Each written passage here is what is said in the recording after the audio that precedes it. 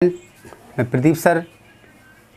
आज मैं आपको केमिस्ट्री के साथ साथ आपको पता है सबको बायोलॉजी भी पढ़ाते हैं। आज एक टॉपिक हम बायोलॉजी का पढ़ा देते हैं आपको। घर बैठे इसको रिवाइज़ करिएगा, बहुत मज़ा आएगा आपको। इसको देख भर लेना। बायोलॉजी का एक टॉपिक बहुत मज़ेदार है। सारी की सारी बातें आज रिवाइज़ करवा दूँगा। फिर आप मुझे मैसेज में बताइएगा कि जिस टॉपिक में प्रॉब्लम हो उस टॉपिक को भी पढ़ा दिया जाएगा। ओके। बायोलॉजी देखो जी, दिख रहा है आपको बायोलॉजी का आज टॉपिक पढ़ाना। सबसे ऊपर सेंट्रल हेडिंग डली है बायोलॉजी। ओके। बायोलॉजी को अपन लोग कहते हैं जीव विज्ञान। आपको पता है ना, बायोलॉजी को कहते हैं जीव विज्ञान। जीव विज्ञान का मतलब होता है बायोलॉजी। देखो जो लिखा जीव विज्ञान बायोलॉजी, जीव विज्ञान बायोलॉजी। ऊपर बायोलॉजी, नीचे लिखा जीव विज्ञान। अब इस बायोलॉजी की डेफिनेशन को समझने के पहले विज्ञान की डेफिनेशन को समझते हैं कि विज्ञान किसे कहते हैं। देखो यहाँ पर बता देते हैं आपको विज्ञान किसे कहते हैं। घर बैठे इसको बड़े आराम से रिवाइज कर सकते हैं आप।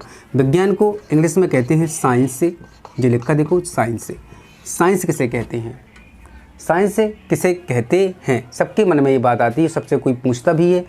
अगर कोई किसी ऐसे व्यक्ति के पास जाए जो थोड़ा सा पढ़ा लिखा हो और उसके पास अगर हम बैठ जाते हैं तो वो ज़रूर ऐसी परिभाषाओं को पूछता है जो अपन लोग उनके ऊपर ध्यान नहीं दिया करते हैं। उन परिभाषाओं को ज़रूर वो लोग पूछते हैं कि विज्ञान किसे कहते हैं। ठीक है ना। किसी विषय के क्रमबद्ध एवं सुविकसित ज्ञान को, किसी विषय के क्रमबद्ध एवं सुविकसित ज्ञान को विज्ञान कहते हैं। या ऐसे बोल सकते हैं, किसी विषय के क्रमबद्ध एवं सुविकसित ढंग से उपार्जित ज्ञान को विज्ञान कहते हैं। विज्ञान कहते हैं किसी विषय, फिर एक बार दोबारा से बता रहे हैं, किसी विषय के सुविकसित ढंग से उपार्जित ज्ञान को विज्ञान कहते हैं।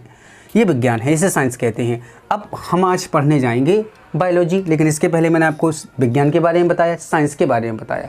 साइंस से इस विज्ञान को दो भागों में बांटा गया। आपको बता दें स्टूडेंट, दो भागों में बांटा गया। ये बातें लगभग कोई नहीं बताता, जो बातें मैं आपको यहाँ पर लेकर आता हूँ। विज्ञान को दो भागों में बांटा गया, फिजिकल साइंस से। दूसरा है आपका बायोलॉजी एंड लाइफ साइंस से। बायोलॉजी एंड लाइफ साइंस से। ये देखो ज़रा, फिजिकल साइंस से विज्ञान को दो भागों में बांटा गया, physical science and biology and life science से। फिजिकल साइंस किसे कहते हैं। सबसे पहले इसके ऊपर पेन आती है बात कि फिजिकल साइंस किसे बोलेंगे। विज्ञान की वह शाखा जिसके अंतर्गत निर्जीव वस्तुओं का, विज्ञान की वह शाखा जिसके अंतर्गत निर्जीव वस्तुओं का या निर्जीव पहलुओं से संबंधित अध्ययन किया जाता है, उसे फिजिकल साइंस से कहते हैं। फिर एक बार समझो, विज्ञान की वह शाखा जिसके अंतर्गत निर्जीव वस्तुओं का या निर्जीव वस्तुओं या पहलुओं से संबंधित ज्ञान का अध्ययन किया जाता है, उसे फिजिकल साइंस से कहते हैं। अर्थात भौतिक विज्ञान या फिजिकल साइंस से कहते हैं। समझ गए ना बात को। ये फिजिकल साइंस है। बायोलॉजी किसे कहते हैं। अब देखो यहाँ पर ये वाला लिखा था मैंने, ऊपर भी यहाँ आया है बायोलॉजी एंड लाइफ साइंस किसे कहते हैं। बायोलॉजी जीव विज्ञान की वह शाखा, ये तो मैंने क्लास में ऐसे समझाया कि कुछ पूछो नहीं। जीव विज्ञान की वह शाखा जिसके अंतर्गत विभिन्न प्रकार की जीवधारियों का अध्ययन करते हैं, बायोलॉजी कहलाता है। जीव विज्ञान की वह शाखा जिसके अंतर्गत विभिन्न प्रकार की जीवधारियों का अध्ययन करते हैं। हमारी प्रकृति में कितने सारे जीवधारी पाए जाते हैं, आपको मैंने क्लास में बताया है। बहुत प्रकार की जीवधारी पाए जाते हैं। उन समस्त प्रकार की जीवधारियों का अध्ययन करना बायोलॉजी कहलाता है। फिर एक बार, विज्ञान की वह शाखा जिसके अंतर्गत विभिन्न प्रकार की जीवधारियों का अध्ययन किया जाता है, बायोलॉजी कहलाता है।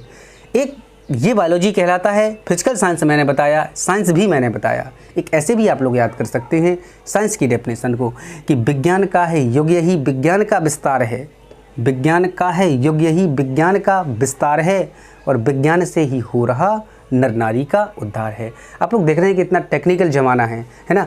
टेक्निकल क्षेत्र बहुत ज़्यादा बढ़ रहा है। हर चीज़ टेक्निकल होती जा रही है आजकल।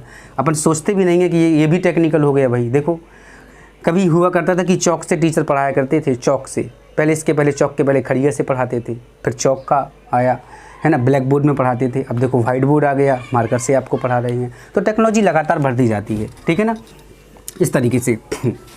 तो ये बायोलॉजी समझ गए ना, जीव विज्ञान की वह शाखा जिसके अंतर्गत विभिन्न प्रकार के जीवधारियों का अध्ययन किया जाता है, बायोलॉजी कहलाता है। बायोलॉजी कहलाता है। बायोलॉजी को दो शाखाओं में बांटा गया है। इसको देखो, गौर करना इसके ऊपर। बायोलॉजी को दो शाखाओं में बांटा गया है। नंबर एक, नंबर दूसरा, बायोलॉजी को दो शाखाओं में बांटा गया है। नंबर एक, नंबर दूसरा। पहला इसका है जूलॉजी, दूसरा है बॉटनी। पहला जूलॉजी, दूसरा बॉटनी। जूलॉजी का मतलब होता है जीव विज्ञान। जूलॉजी का मतलब जीव विज्ञान और बॉटनी का मतलब होता है वनस्पति विज्ञान। ठीक है ना। बॉटनी का मतलब क्या होता? वनस्पति विज्ञान। जूलॉजी किसे कहते हैं, बॉटनी किसे कहते हैं, ये भी मैंने क्लास में बताया है, अभी भी सुनिएगा। जूलॉजी विज्ञान की वह शाखा जिसके अंतर्गत जीवों का अध्ययन किया जाता है, जूलॉजी कहलाता है। इसकी दूसरी परिभाषा भी मैंने आपको बताई, वो भी सुन लीजिए। विज्ञान की वह शाखा जिसके अंतर्गत जीवित प्राणियों का अध्ययन किया जाता है, जूलॉजी कहलाता है। जीवित प्राणी का मतलब ऐसे एनिमल जो O2 गैस को ग्रहण करते हैं और CO2 गैस को छोड़ने का कार्य करते हैं, वो जीवित कहलाते हैं। तो जीव विज्ञान, जूलॉजी का मतलब क्या हो सकता? विज्ञान की वह शाखा जिसके अंतर्गत जीवित प्राणियों का अध्ययन किया जाता है, ठीक है ना। स्टडी ऑफ लिविंग एनिमल, जीवित प्राणियों का अध्ययन करना, जूलॉजी कहलाता है। बॉटनी किसे कहते हैं? देखो भाई, बॉटनी किसे कहते हैं? वनस्पति विज्ञान किसे कहते हैं? विज्ञान की वह शाखा जिसके अंतर्गत विभिन्न प्रकार के पेड़ पौधों का, different types of the plants, विभिन्न प्रकार के पेड़ पौधों का, विज्ञान की वह शाखा जिसके अंतर्गत विभिन्न प्रकार के पेड़ पौधों का अध्ययन किया जाता है, बॉटनी कहलाता है, वनस्पति विज्ञान कहलाता है। और दूसरी परिभाषा भी मैंने आपको बताई है कि विज्ञान की वह शाखा जिसके अंतर्गत विभिन्न प्रकार के पेड़ पौधों का, वनस्पतियों का, विभिन्न प्रकार की वनस्पतियाँ भी देख रहे हैं आप लोग, फॉरेस्ट में विभिन्न प्रकार की वनस्पतियाँ हैं, विभिन्न प्रकार की वनस्पतियों का अध्ययन किया जाता है, क्या कहलाता है? वनस्पति विज्ञान कहलाता है। वनस्पतियों से संबंधित आप लोग, इसका भी नाम है वनस्पति विज्ञान। समझ गए ना बात को? वनस्पति विज्ञान, बॉटनी जिसे कहते हैं। समझ गए ना बात को? तो ये बॉटनी कहलाता है, जी जूलॉजी, ये बॉटनी कहलाता है। अब गौर करो, बायोलॉजी थोड़ा सा अंदर और चलते हैं बायोलॉजी की। बायोलॉजी, पहले तो एक शब्द था बायोलॉजी, जिसके पितामह थे अरस्तु, जिसके पितामह थे अरस्तु, ठीक है ना। बायोलॉजी एक शब्द था जिसके पितामह थे अरस्तु, ठीक है ना। बायोलॉजी जो बायोलॉजी शब्द है, ये लैटिन भाषा के शब्दों से मिलकर बना है, आपको मालूम होना चाहिए। इसके ऊपर भी कभी कभी लोग क्वेश्चन करते हैं, बोर्ड में, एग्जाम में कभी कभी विकल्प में क्वेश्चन आता है, कंपटीशन में कभी भी क्वेश्चन आता है कि बायोलॉजी शब्द किस भाषा से मिलकर बना है। तो बायोलॉजी शब्द लैटिन भाषा से मिलकर बना है, जिसका अर्थ होता है जानना। बायोलॉजी का अर्थ क्या होता है? जानना। हम एक नई नई चीज़ों को जानते रहें, नई वस्तुओं को समझते रहें, जानते रहें उनके बारे में, इनकी प्रॉपर्टीज़ क्या है, इनके लक्षण कैसे हैं, है ना, ये किस प्रकार का व्यवहार करते हैं, कैसे हमारे जीवन में उपयोगी हैं, कैसे हमारे जीवन में हानिकारक प्रभाव उत्पन्न करते हैं, मतलब उसके बारे में जानना। तो बायोलॉजी शब्द लैटिन भाषा के शब्दों से मिलकर बना है, जिसका अर्थ है जानना। क्या जानना? उसके बारे में जानना। ओके, अब बायोलॉजी जी हो गया, मैंने बता दिया। अब बायोलॉजी, डिवीजन ऑफ बायोलॉजी, ये तो मैंने आपको समझ चुका मैं पहले, इसका डिवीजन तो मैंने बता दिया बायोलॉजी का, जी जूलॉजी, बॉटनी। अब बायोलॉजी को सबसे पहले लेमार्क जी लिखा, लेमार्क क्लास में बताया 1802 में लेमार्क नामक वैज्ञानिक ने बायोलॉजी शब्द का सबसे पहले उपयोग किया था। अब से कोई क्वेश्चन पूछता कि सबसे पहले बायोलॉजी शब्द का प्रयोग किसने किया था, तो सबसे पहले बायोलॉजी शब्द का प्रयोग लेमार्क नामक वैज्ञानिक ने किया था। क्लियर? एक बार फिर, बायोलॉजी शब्द का प्रयोग सबसे पहले किसने किया था, तो बायोलॉजी शब्द का प्रयोग सबसे पहले लेमार्क ने 1802 में किया था। एक क्वेश्चन और यहाँ पर आता है कि किस वैज्ञानिक ने बायोलॉजी को दो शाखाओं में बांटा, तो लेमार्क नामक वैज्ञानिक ने ही 1802 में बायोलॉजी को दो शाखाओं में बांटा था, जूलॉजी और बॉटनी। इसी ने, मतलब लेमार्क ने। समझ? अब थोड़ा सा नोट में एक बात सो देख लीजिए, जीव विज्ञान के पितामह अरस्तु हैं, अर्थात फादर ऑफ जूलॉजी अरस्तु, जंतु विज्ञान के पितामह अरस्तु को कहा जाता है, और बायोलॉजी के पितामह भी अरस्तु को कहा जाता है। देखो इसको भी देख लीजिए भाई, ये भी नोट में पॉइंट है याद रखने के लिए, आप लोग घर में कंफ्यूज हो जाएं फिर। बायोलॉजी के पितामह कौन है? अरस्तु है, मैंने पहले बताया, बायोलॉजी के पितामह भी अरस्तु हैं। अब इसके ऊपर बात करूँ, ये भी नोट में आपको याद रखना है, ऐसे एक बार वीडियो देखना भरे ऑटोमेटिकली सब ना बनने लगे तो कहना, देखते ही सब कुछ याद हो जाएगा, रिवाइज हो जाएगा हर बातें। तो जूलॉजी के वनस्पति विज्ञान के पितामह कौन है? वनस्पति विज्ञान के पितामह हैं थियोफ्रास्टस हैं। कौन है? थियोफ्रास्टस। थियोफ्रास्टस वनस्पति विज्ञान के पितामह हैं, थियोफ्रास्टस को कहा जाता है, अर्थात father of botany then Theophrastus. समझ गए ना बात को? ये थियोफ्रास्टस है। अब थोड़ा सा और बात करें कि बायोलॉजी किन किन शब्दों से मिलकर बना होता है। बायोलॉजी किन किन शब्दों से मिलकर बना होता है? तो बायोलॉजी 2 शब्दों से मिलकर बना होता है। एक एक बातें कमेंट बाई कमेंट में आपको पढ़ा रहा हूँ। बायोलॉजी, अब देखो यहाँ इसने इतना बताया, अब थोड़ी सी एक बात और आपके दिमाग में आएगी कि सर ने ये बात नहीं बताई, ये बात भी सुन लीजिए आप लोग। बायोलॉजी किन किन शब्दों से मिलकर बना होता है? बायोलॉजी 2 शब्दों से मिलकर बना होता है, नंबर 1, नंबर 2। पहला बायोस से, जो लिखा बायोस से, और दूसरा है लोगस। समझ गए ना बात को? पहला बायोस, दूसरा है लोगस। बायोस का मतलब क्या होता? लोगस का मतलब क्या होता? समझ गए ना बात को?